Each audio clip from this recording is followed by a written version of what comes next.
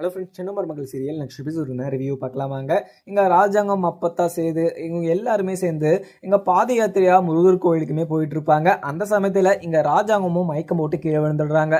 இதை பார்த்ததும் சேதுக்கு ரொம்பவே பதட்டமாகவும், அப்பா என்னாச்சு அப்படின்னு சொல்லிட்டு இங்கே ராஜாங்கத்தை எழுப்பி பார்க்குறாங்க. ஆனால் ராஜாங்கத்துக்கு எந்த ஒரு ரியாக்ஷனுமே இல்லைன்னு சொல்லிட்டு ரொம்பவே பதட்டமாகவும் காரில் கூட்டிகிட்டு போகிறாங்க ஹாஸ்பிட்டலுக்குமே. அதுக்கப்புறம் போகிற போதே இங்கே அப்பத்தாவும் ராஜாங்கத்துக்கு என்ன ஆச்சோ தெரியலையே, ஏற்கனவே அவன் தொண்டை கட்டிக்கிட்டு இருக்கு அப்படின்னு சொல்லிட்டு பேச முடியாம இருந்தான். அவனை நான் அப்பவே சொன்னேன், இந்த பரிகாரம் அப்புறம் கூட பண்ணிக்கலாம் அப்படின்னு சொல்லிட்டு. ஆனா கேட்காம இது மாதிரி இந்த பரிகாரத்தை பண்ணிட்டு இப்போ என்ன ஆச்சுன்னே தெரியல அப்படின்னு சொல்லிட்டு அழுதுகிட்டே போயிட்டு இருக்காங்க அப்பத்தாவும். அதுக்கப்புறம் இங்க சேதுவும் இங்க ராஜாங்கம் எழுப்பிக்கிட்டே இருக்காங்க. அப்ப எழுந்துருங்கப்பா அப்படின்னு சொல்லிட்டு தட்டி பாக்குறாங்க. ஆனா ராஜாங்கம் எழுற மாதிரியே தெரியல. ஹாஸ்பிட்டலுமே எட்டு போய் சேர்த்துடுறாங்க. அதுக்கப்புறம் இங்க எல்லாருக்குமே ரொம்பவே பதட்டமா இருக்கு. அதுக்கப்புறம் இங்க ஈஸ்வரிக்கும் சித்ராக்கும் ரொம்பவே சந்தோஷமா இருக்கு. இங்க ராஜாங்கம் அப்படியே போய் சேர்ந்துட்டா ரொம்பவே நல்லா இருக்கும் அப்படின்னு சொல்லிட்டு இவங்க ரெண்டு பேருமே யோசிச்சுக்கிட்டு இருக்காங்க. ஆனா இங்க ஈஸ்வரிக்கும் சித்ராக்கும் ராஜாங்கம் செத்துட்டா ரொம்பவே சந்தோஷமா இருக்கும் அப்படின்ற மாதிரி தான் யோசிச்சுக்கிட்டு இருக்காங்க. ஆனா இவங்கள என்னைக்கு இந்த வீட்டை விட்டு துரத்துறாங்களோ அப்பதான் அந்த வீட்டில் இருக்கவங்க எல்லாருமே நல்லா இருப்பாங்க. இந்த வேண்டுதலே பார்த்தீங்கன்னா அவங்க நல்லாவே நடக்கக்கூடாது, அதே மாதிரி இந்த வேண்டுதலும் முழுமையா அவங்க பண்ணக்கூடாது அப்படின்ற மாதிரி தான் யோசிச்சுட்டு இருந்தாங்க. அதே மாதிரி இங்க ராஜாங்கமும் மயக்கம் போட்டு கீழே வந்துட்டாங்க. அவங்க நினைச்ச மாதிரியே நடந்துருச்சு அப்படின்றதுனால ரொம்பவே சந்தோஷமா தான் இருக்காங்க. அதுக்கப்புறம் இங்க சாபுத்திரியும் ராஜாங்கத்துக்கிட்ட மன்னிப்பு கேட்டு அப்படி இப்படின்னு சொல்லிட்டு அந்த வீட்டுக்குள்ள வந்துடலாம் அப்படின்னு சொல்லிட்டு அங்க ராஜாங்கம் கிட்ட மன்னிப்புமே கேட்டுட்டு இருக்காங்க. ஆனா ராஜாங்கம் அதெல்லாம் பாத்தீங்கன்னா எதுவுமே நீங்க மன்னிப்பெல்லாம் கேட்டுக்கிட்டு இருக்காதீங்க, நீங்க செஞ்சது மிகப்பெரிய தப்பு, அதுவும் இல்லாம நான் உங்களை மன்னிச்சு அந்த வீட்டுக்குள்ள மட்டும் சேர்த்துருவோன்னு மட்டும் நினைச்சிக்காதீங்க. நீங்க தனியா முடிவெடுத்து நீங்க இப்படி ஒரு விஷயத்த பண்ணீங்கல்ல, எனக்கு இவ்வளவு பெரிய அவமானத்தை தேடி கொடுத்தீங்கல்ல, நீங்க அந்த வீட்டுக்குள்ள மறுபடியும் வரக்கூடாது அப்படின்னு சொல்லிட்டு இங்க ராஜாங்கம் சொல்லிடுவாரு. அதை நினைச்சு இங்க சாபத்திரியும் தாமரையும் ரொம்ப வருத்தமாகவும் அங்கே நின்றுகிட்டு இருக்காங்க. இங்க ஈஸ்வரிக்கும் சித்ராக்கும் ஒரே நேரத்தில் ரெண்டு சந்தோஷமான விஷயங்கள். இங்க ராஜாங்கத்துக்கு இது மாதிரி ஆயிடுச்சு. இந்த சாவித்திரியும் இங்க ராஜாங்க காலில் விழுந்து கெஞ்சறதெல்லாம் பார்க்குற போது இங்க ஈஸ்வரிக்கு பயங்கர சந்தோஷம் தான். அவங்க சந்தோஷத்துல என்ன பண்றதுன்னு சொல்லிட்டு தெரியாம திணச்சு போய் நின்றுகிட்டு இருக்காங்க. அதுக்கப்புறம் என்ன, இங்க சாவித்திரியும் தாமரையும் அங்க இருந்து அழுதுகிட்டே கிளம்பிடுறாங்க. இங்க ராஜாங்கத்துக்கு இப்படி ஆயிடுச்சுன்னு சொல்லிட்டு அவங்களுமே ஹாஸ்பிட்டல் வந்துடுறாங்க. உடனே இங்க சேதுவும் சாவித்திரியை பார்த்துட்டு, நீங்க எதுக்கு இங்க வந்தீங்க, எங்க அப்பாவுக்கு இவ்வளவு பெரிய அவமானத்தை கொடுத்துவீங்க, நீங்க இங்க வரவே கூடாது, உங்களெல்லாம் நினைச்சுதான் எங்க அப்பா மயக்கம் போட்டு கீழே விழுந்தாங்க, நீங்க இங்க இருக்கவே கூடாது அப்படின்னு சொல்லிட்டு அங்க இருந்து சாவித்திரியும் தாமரையுமே துரத்தி அமைச்சிக்கிறாங்க. உடனே இங்க ஈஸ்வரியும் ஆமாம் அத்தாச்சி, நீங்க இங்க இருக்கவே கூடாது, உங்களால தான் இப்படி மாமாக்கு ஆயிடுச்சு அப்படின்னு சொல்லிட்டு எங்க ஈஸ்வரியும் அங்க சாவித்திரி கிட்ட சொல்றாங்க. உடனே மதனி, என்ன மதனி நீங்க பேசிக்கிட்டு இருக்கீங்க, நீங்க பண்ணாது தப்பா, நீங்க என்னென்ன பண்ணிக்கிட்டு இருக்கீங்கன்னு சொல்லிட்டு எனக்கு முழுசா தெரிய வந்துச்சுன்னா உங்களை நான் உண்டு இல்லாம பண்ணிடுவேன் அப்படின்னு சொல்லிட்டு இங்க சாவித்திரியும் ஈஸ்வரி கிட்ட சொல்றாங்க. உடனே ஈஸ்வரியும், நான் என்ன தப்பு பண்ணேன், நீங்க பண்ண தப்பதான் நினைச்சு எங்க மாமா இப்படி ஆயிட்டாரு, மாமாக்கு இப்படி ஆனதுக்கு காரணமே நீங்க தான் அப்படின்னு சொல்லிட்டு இங்க ஈஸ்வரியும் அங்க சாவித்திரியும் பயங்கரமா திரிக்கிட்டு இருக்காங்க. உடனே இங்க அப்பத்தாவுமே அடியே சிரிக்கீங்களா, உங்களாதான் இங்க ராஜாங்கம் இப்ப இப்படி ஆயிருக்கான், நீங்க இங்க இருக்கவே இருக்காருங்க, ராஜாங்கம் மறுபடியும் உங்களை பார்த்தானா அவன் மறுபடியும் இது மாதிரி ஆயிடும், நீங்க இங்க நிக்கவே நிக்காதீங்க, ஃபர்ஸ்ட் இங்க இருந்து கிளம்புங்க அப்படின்னு சொல்லிட்டு அங்க அப்பத்தாவுமே சொல்லிடுறாங்க. அதுக்கப்புறம் மோகனாவுமே அங்க ராஜாங்கத்துக்கு இப்படி ஆயிடுச்சு அப்படின்னு சொல்லிட்டு ரொம்ப வருத்தமாகவும் வெளியே நின்றுகிட்டு இருக்காங்க. டாக்டருமே வெளியே வராங்க. உடனே இங்க சேதுவும் போயிட்டு, டாக்டர் என்னாச்சு, எங்க அப்பாவுக்கு ஒன்றும் இல்லைல்ல, எந்த ஒரு பிரச்சனையுமே இல்லைல்ல அப்படின்னு சொல்லிட்டு இங்க ராஜாங்கத்தை பற்றியே விசாரிச்சுக்கிட்டு இருக்காங்க இங்கே டாக்டர் கிட்ட சேதுவும். உடனே இங்கே டாக்டரும், கொஞ்ச நேரம் இருங்கப்பா, நான் இப்போ தான் செக் பண்ணிக்கிட்டு இருக்கேன், அவங்கள நான் கவனிக்கணுமா வேணாவா, நீங்கள் இப்படியெல்லாம் பேசிக்கிட்டு இருந்தீங்கன்னா நான் அவங்கள பார்க்க கூட முடியாது, கொஞ்ச நேரம் இருங்க, அவங்க இப்போ நார்மலாக தான் இருக்காங்க, அவங்கள நான் ஃபுல்லாக டீட்டெயிலாக செக் பண்ணாதான் எனக்கு தெரிய வரும் அப்படின்னு சொல்லிட்டு இங்கே டாக்டர்னு சொல்லிட்டு அங்கேருந்து கிளம்பிடுறாங்க. இங்கே ராஜாங்கத்துக்கு எதுவும் ஆகக்கூடாது அப்படின்னு சொல்லிட்டு இங்கே கடவுளெல்லாம் வேண்டிக்கிட்டு இருக்காங்க இங்கே அப்பத்தாவுமே. அதுக்கப்புறம் தமிழ்ச்செல்வியும் இப்படி ஒரு வேண்டுதலை பண்ணி இங்கே ராஜாங்க மாமாக்கு இப்படி ஒரு விஷயம் நடந்துருச்சு, அவருக்கு எதுவும் ஆகக்கூடாது கடவுளே அப்படின்னு சொல்லிட்டு அங்கே தமிழ்ச்செல்வியுமே வருத்தத்தில் தான் உட்காந்துக்கிட்டு இருக்காங்க.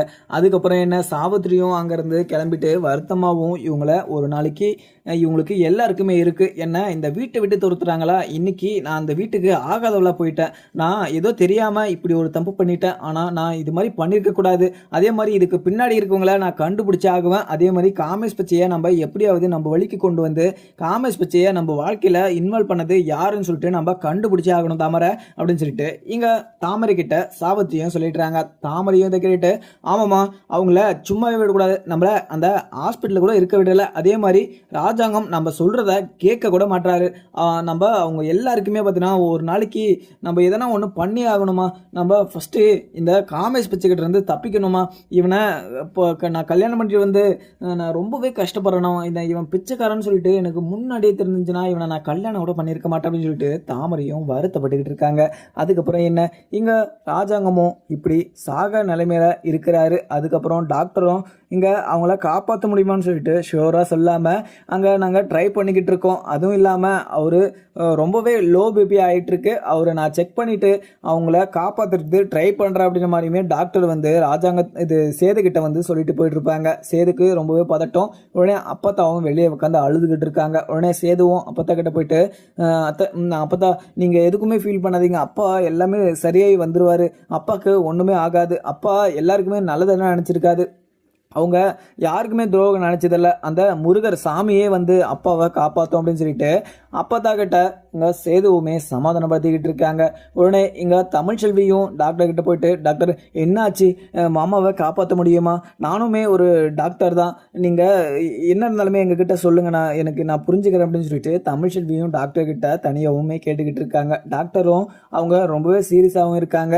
அவங்களுக்கு நான் பிளட் டெஸ்ட் எல்லாமே எடுக்கணும், டீட்டெயிலாக எடுக்கணும், ஏன்னா அவங்களுக்கு லோ பிபி அப்படின்றதுனால அவங்களுக்கு என்ன நடக்கணுமே சொல்ல முடியாது. ஏன்னா இப்படி ஒரு சமயத்தில் நீங்கள் இப்படியெல்லாம் பரிகாரமே பண்ணக்கூடாது, அவங்க லாங்காகவும் நடக்கக்கூடாது.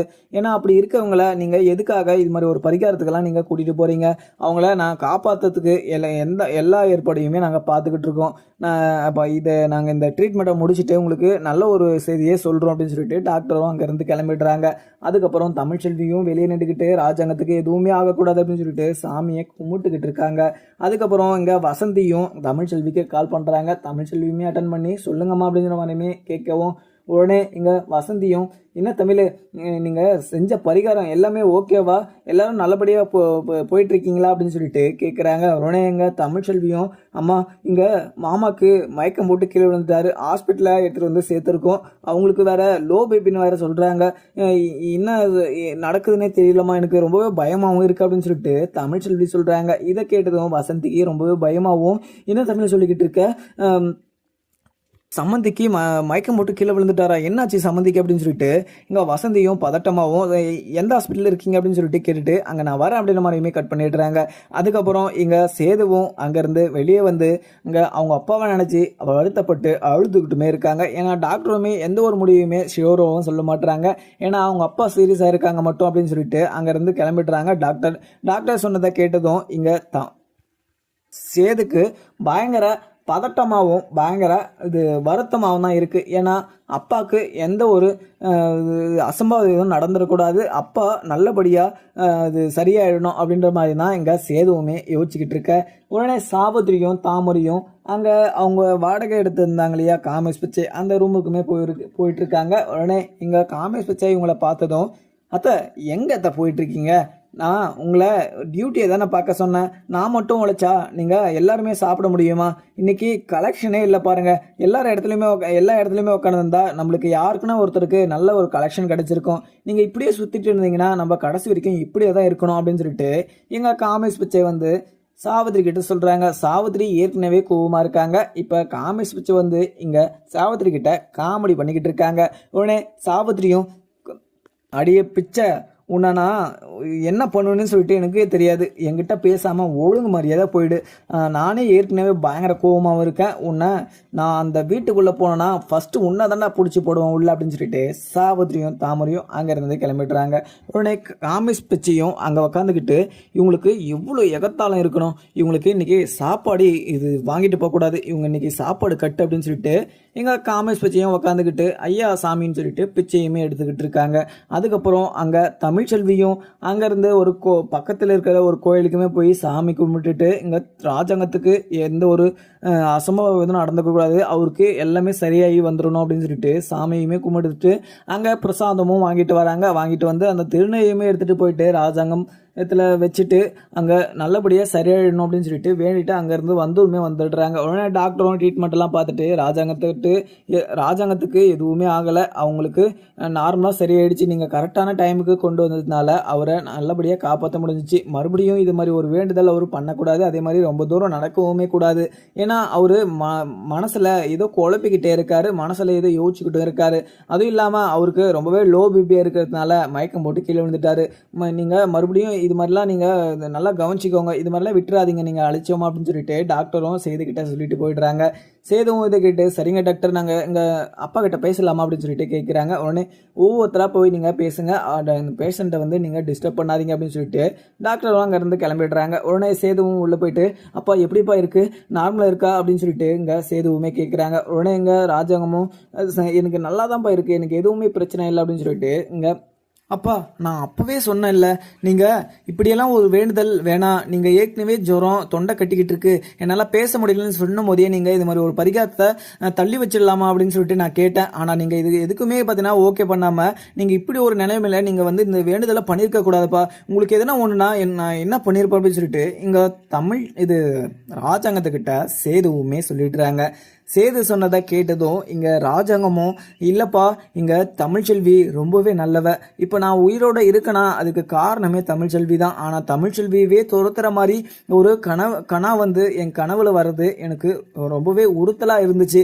அதனால் இந்த பரிகாரத்தை முடித்தா மட்டும்தான் இந்த ஒரு அசம்பாவிதம் நடக்காது அப்படின்னு சொல்லிட்டு தான் இந்த பரிகாரத்துக்கே நான் பண்ணுறதுக்கு ஒத்துக்கிட்டேன். ஆனால் நான் இப்படி நடக்குன்னு சொல்லிட்டு நான் என்ன எதிர்பார்த்தேன், நல்லபடியாக பரிகாரம் முடிஞ்சிச்சா அப்படின்னு சொல்லிட்டு இங்கே ராஜாங்கமும் சேதுக்கிட்ட கேட்குறாங்க. சேதுவும் அப்பா நீங்கள் அதெல்லாம் விடுங்க, உங்கள் உடம்பு சரியானா எனக்கு அதுவே போதும், அங்கே தமிழ்ச்செல்விக்கு எந்த ஒரு பிரச்சனையுமே வராது, அதே மாதிரி பிரச்சனை வந்தால் நம்ம எல்லாமே ஸ்பேஸ் பண்ணிக்கலாம், நம்ம எந்த எக்காரணத்தை கொண்டும் தமிழ்ச்செல்வியை அந்த வீட்டை விட்டு துரத்தக்கூடாது, எந்த ஒரு பிரச்சனையுமே தமிழ்ச்செல்வியை எந்த ஒரு விஷயத்துலையுமே அவளை திட்டக்கூடாது அப்படின்னு சொல்லிட்டு இங்கே சேதுவும் ராஜாங்கத்துக்கிட்ட சொல்லிடுறாங்க.